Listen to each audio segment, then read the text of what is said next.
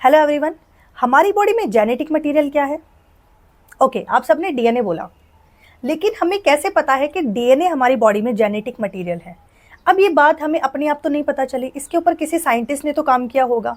तो आज का टॉपिक हमारा इसी चीज़ पर फोकस करता है कि कौन से साइंटिस्ट ने ये बताया कि जेनेटिक मटेरियल डीएनए है। तो ये जो टॉपिक है वो आपके एग्जाम के लिए भी बहुत इंपॉर्टेंट है और बहुत इंटरेस्टिंग टॉपिक भी है। तो हम बात करते हैं 1928 की। 1928 में ग्रिफ्थ नाम के साइंटिस्ट थे जो ये जानना चाहते थे कि ये जो स्ट्रेप्टोकोकस न्यूमोनी बैक्टीरिया है, जो वही बैक्टीरिया जो न्यूमोनिया कोज करता है बूढ़े बुजुर्गों में, या फिर जैसे बच्चों के अंदर उनके लंग्स डैमेज हो जाते हैं, वो इसी बैक्टीरिया की वजह से होता है। ये बैक्टीरिया दो तरीके का होता है। एक तो ऐसा होता है जो वीरुलेंट होता है, और एक ऐसा होता है जो नॉन वीरुलेंट होता है। अब यहाँ पे वीरुलेंट और नॉन वीरुलेंट का क्या मतलब है?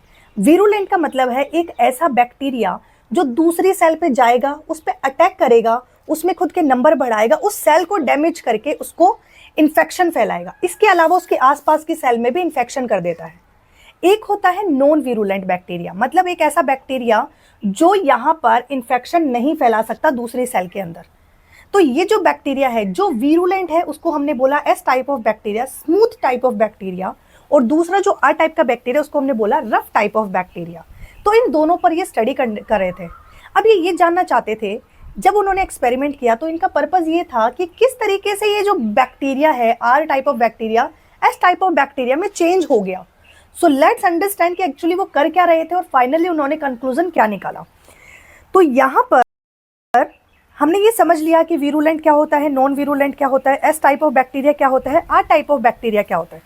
तो ये जो एक्सपेरिमेंट उन्होंने किया वो कर रहे थे चूहों के ऊपर, राइट।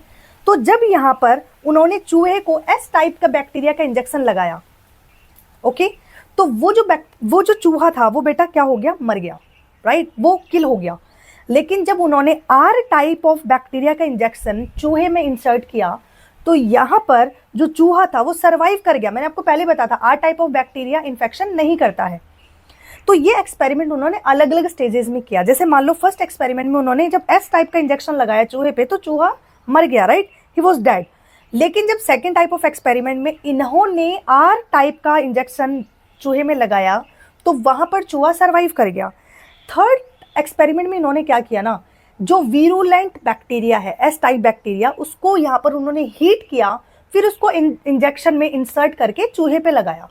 तो यहाँ पर एस टाइप के बैक्टीरिया हीट करने की वजह से किल हो गए थे। तो जो चूहा था वो सरवाइव कर गया, ही वॉज अलाइव। बट जब फोर्थ टाइप का एक्सपेरिमेंट किया, एक्चुअली रियल कहानी है ना फोर्थ टाइप के एक्सपेरिमेंट से ही स्टार्ट होती है। इन्होंने क्या किया, एस टाइप का बैक्टीरिया को हीट किया, राइट, मतलब उसको किल कर दिया, और उसी इंजेक्शन के अंदर इन्होंने मिक्स कर दिया एक जीवित आर टाइप ऑफ बैक्टीरिया। अब यहाँ पर जब इन्होंने माइस के अंदर इंजेक्शन इंसर्ट किया तो जो चूहा था वो बच्चों मर गया। ये बहुत सरप्राइजिंग था कि ऐसा कैसे हुआ, राइट। तो यहीं से इनकी जो डिस्कवरी है वो स्टार्ट होती है। इन्होंने ऑब्जर्व किया कि फोर्थ टाइप ऑफ एक्सपेरिमेंट के अंदर जो चूहा था वो मर गया, राइट, जबकि हुआ क्या था कि जो एस बैक्टीरिया थे वो ऑलरेडी डेड थे, और आर बैक्टीरिया तो यहाँ पे नॉन वीरुलेंट थे, वो तो हार्मलेस थे, राइट। तो यहाँ पर जो चूहा था वो क्यों मर गया? तो when he checked he found live S type bacteria inside the dead mouse। मतलब यहाँ पर जो चूहा मरा हुआ था उसके अंदर इनको S टाइप ऑफ बैक्टीरिया मिला। तो ये हुआ कैसे? जब S टाइप बैक्टीरिया किल हो चुका था तो वो चूहे की बॉडी में कैसे मिला, उसने इन्फेक्शन कैसे फैलाया, राइट। ये बहुत सोचने वाली बात थी और कंफ्यूजिंग बात थी। तो यहाँ पर उन्होंने कंक्लूजन निकाला, okay, some transforming factor from dead S type bacteria changed R type bacteria into virulent S type. This process is called transformation। इन्होंने बोला कि जो R टाइप का बैक्टीरिया था, राइट, वो कैसे चेंज हो गया, S टाइप ऑफ बैक्टीरिया में चेंज हो गया। इसका मतलब यहाँ पर जो डेड टाइप के बैक्टीरिया थे ना, जो डेड हो गए थे, उनमें से कोई फैक्टर था जो निकल के आर टाइप के अंदर गया है, और आर टाइप जो नॉन वीरुलेंट था उसको वीरुलेंट में चेंज कर दिया, उसको एस टाइप ऑफ बैक्टीरिया में चेंज कर दिया। ये उन्होंने फाइनली कंक्लूजन दिया था, और इस प्रोसेस को इन्होंने बोला this is transforming process, right. So transfer of genetic material from one organism to another changing its nature. और इसी ट्रांसफॉर्मिंग की वजह से आर बैक्टीरिया का जो नेचर है वो एस बैक्टीरिया में चेंज हो गया। This is called transforming principle. लेकिन देखो, अब कौन सा फैक्टर यहां पे ट्रांसफर हुआ और कौन से फैक्टर की वजह से नॉन वीरुलेंट बैक्टीरिया वीरुलेंट बन गया, इसका उन्हें पता नहीं था, उन्होंने इसको ट्रांसफॉर्मिंग फैक्टर बोल दिया, राइट। लेकिन साइंटिस्ट जानना चाहते थे कि ऐसा कौन सा फैक्टर है जिस वजह से ये हुआ, ये प्रोटीन है, ये डीएनए है कि ये आरएनए है, कौन सा फैक्टर है ये। तो इसके बाद में 1944 में 3 साइंटिस्ट ने मिलकर इस पर काम किया। उनका नाम था एवरी, मैकलोन और मेकार्टे। इन तीनों ने मिलकर इस एक्सपेरिमेंट पर काम किया और उन्होंने ये आइडेंटिफाई किया कि कौन सा मटेरियल जेनेटिक मटेरियल है। इन्होंने टाइप 4 वाला सैंपल रखा जहां पर हमारे पास एस हीटेड बैक्टीरिया थे जो किल हो चुके थे और आर टाइप ऑफ बैक्टीरिया थे जो जिंदा थे। उन दोनों का मिक्सचर लिया और इनको 3 ट्रे में सेपरेट कर दिया। पहली ट्रे में इन्होंने मिलाया प्रोटीएज। प्रोटीएज एंजाइम क्या करेगा बच्चों, वो प्रोटीन को डिस्ट्रॉय कर देगा। सेकेंड ट्रे में इन्होंने मिलाया आरएनएज। आरएनएज क्या करेगा, आरएनए को डिस्ट्रॉय कर देगा। थर्ड टाइप ट्रे के अंदर इन्होंने क्या डाला, डीएनएज, जो क्या करेगा, डीएनए को डाइजेस्ट कर देगा। अब इसके बाद इन तीनों के इंजेक्शन उन्होंने चूहों में लगाए। तो यहां पर इन्होंने देखा, जो इनका ऑब्जर्वेशन था वो क्या निकला बच्चों, जब इन्होंने प्रोटीएज वाला एंजाइम चूहे के अंदर डाला, राइट, तो चूहा कैसा था, मर गया था, राइट। तो पहले केस में चूहा जो है वो मर गया। सेकंड केस में जब इन्होंने सेकंड ट्रे का जिसमें इन्होंने आरएनएज मिलाया था, वो जब इन्होंने चूहों को लगाया तो चूहा फिर से मर गया। थर्ड टाइप ऑफ एक्सपेरिमेंट में जब इन्होंने ये चूहे के अंदर इंसर्ट करवाया by the help of injection, तो चूहा जो था वो सरवाइव कर गया। इसका मतलब जो हमारे पास मिक्सचर था उसके अंदर हमने जब एंजाइम डाले तो वो फैक्टर खत्म हो गया जो कि इन्फेक्शन फैला रहा था। और वो फैक्टर किस में खत्म हुआ, थर्ड वाले में, जिसमें हमने डीएनएज डाला, जहां पे चूहे सरवाइव कर गए। इसका मतलब इस एक्सपेरिमेंट से प्रूफ हो गया कि ये जो हमारे पास जेनेटिक मटेरियल होता है वो डीएनए होता है, right. So we can say when protease was added transformation still occurs, तो चूहा मर गया। When RNase was added transformation still occurs, मतलब अगेन चूहा मर गया। पर थर्ड टाइप ऑफ एक्सपेरिमेंट में when DNase was added so transformation did not occur, मतलब जो हमारे पास जेनेटिक मटेरियल था, जो हमारे पास वीरुलेंट बैक्टीरिया बना रहा था, वो डेड हो गया, तो चूहा यहाँ पे सरवाइव कर गया। तो इस तरीके से इनकी ऑब्जर्वेशन रही। तो यहाँ पर उन्होंने फाइनली कंक्लूजन निकाला कि DNA is the transforming principle.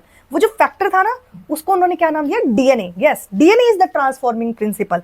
This mean DNA carries the genetic information that can change the phenotype of an organism. यही वो फैक्टर था जिसने ऑर्गेनिज्म के फिनोटाइप को चेंज कर दिया था। बट एट द टाइम बहुत सारे ऐसे साइंटिस्ट थे जो इस बात को एक्सेप्ट नहीं कर रहे थे। फाइनल इस बात को कंफर्म करना था कि डीएनए ही जो है वो एक जेनेटिक मटेरियल है। तो इस चीज पर नेक्स्ट टाइम जिन्होंने काम किया वो थे हर्से एंड चेज, जिन्होंने 1952 में एक एक्सपेरिमेंट किया जिसको बोलते हैं ब्लेंडर्स एक्सपेरिमेंट। और उन्होंने ये बताया कि yes, DNA is the genetic material. So ये एक्सपेरिमेंट कैसे हुआ इसको समझते हैं। तो यहाँ पे उन्होंने इस एक्सपेरिमेंट में यूज किया था बैक्टीरियोफाज, मतलब एक ऐसा वायरस जो बैक्टीरिया को इन्फेक्ट करता है, उसको हम बोलते हैं बैक्टीरियोफाज। तो यहाँ पर उन्होंने क्या किया, वो जो बैक्टीरियोफाज था, देखो तब तक ये पता चल गया था कि जो डीएनए होता है उसके अंदर फॉस्फोरस एलिमेंट प्रेजेंट होता है और जो प्रोटीन्स होते हैं उसमें कुछ एमिनो एसिड्स ऐसे होते हैं जो सल्फर कंटेनिंग होते हैं। तो इन्होंने क्या किया, यहाँ पर फॉस्फोरस और सल्फर को क्या कर दिया, रेडियो आइसोटोप में चेंज कर दिया। फॉस्फोरस को 32 आइसोटोप बनाया और सल्फर का 35 आइसोटोप इन्होंने बनाया। So we can say they used a virus called bacteriophage, this is T2 phase, that infects bacteria. So DNA containing phosphorus but no sulfur and protein containing sulfur but no phosphorus. तो इस type से उन्हें पता तो था ही, तो इन्होंने इसको क्या कर दिया, रेडियो आइसोटोप बना दिया इसका।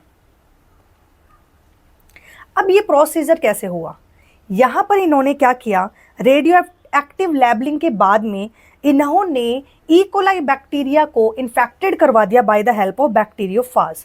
बाद में जब बैक्टीरियोफाज बैक्टीरिया को इन्फेक्ट कर गया तो उन्होंने क्या किया, एक ब्लेंडर की हेल्प से वो जो बैक्टीरिया और बैक्टीरियोफाज था उन सबका मिक्सचर लिया और उसको ब्लेंडर की हेल्प से क्या कर दिया, ब्लेंड कर दिया। उसके बाद इन्होंने इसको सेंट्रीफ्यूज करवाया। तो यहाँ पर इनको 2 टाइप की लेयर मिली। तो यहाँ पर इनको मिला पैलेट एंड सुपरनेटेंट। तो यहाँ पर जो पैलेट था वो कैसा था बच्चों, बॉटम का पार्ट था। पैलेट जो था वो बॉटम का पार्ट था और सुपरनेटेंट जो था वो हमारे पास सेंट्रीफ्यूज ट्यूब के अंदर ऊपर का पार्ट था, राइट। अभी मैं आपको पिक्चर के अंदर दिखाऊंगी।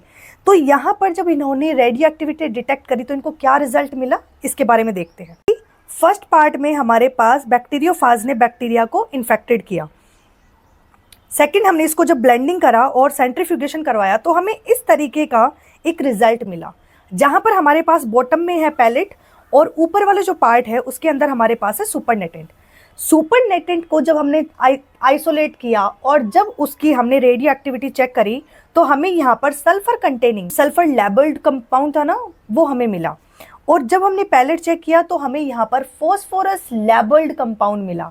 और वो क्या था बच्चों, जहां पर बैक्टीरिया को इन्फेक्शन किया गया था, ये कहाँ चला गया, बॉटम पार्ट में चला गया, राइट। और वहीं पे हमें पैलेट के अंदर जो मिला वो था फॉस्फोरस लेबल्ड आइसोटॉप, जिससे ये प्रूफ हो गया कि यस, जो डीएनए है वो ही जेनेटिक मटेरियल है। So we can say conclusion that DNA phosphorus, right, phosphorus 32 is found in the bacteria which is the part of palate, showing that DNA entered the cell and it's a genetic material. So final result क्या मिला कि जो phosphorus 32 है वो हमारे पास DNA का part है, palette में मिला, जो इन्फेक्टेड कर गया था बैक्टीरिया को इनसाइड द बैक्टीरिया। एंड जो सल्फर 35 था वो प्रोटीन पार्ट है, वो सुपरनेटेंट पार्ट में हमें मिला है, और वो कैसा है, आउटसाइड है टू द बैक्टीरिया, मतलब जो बैक्टीरिया के अंदर एंटर होता है। Final conclusion that DNA entered bacteria, so DNA is the genetic material and protein did not enter the bacteria, so we can say not genetic material. I think आपको ये topic बहुत अच्छे से समझ में आया होगा।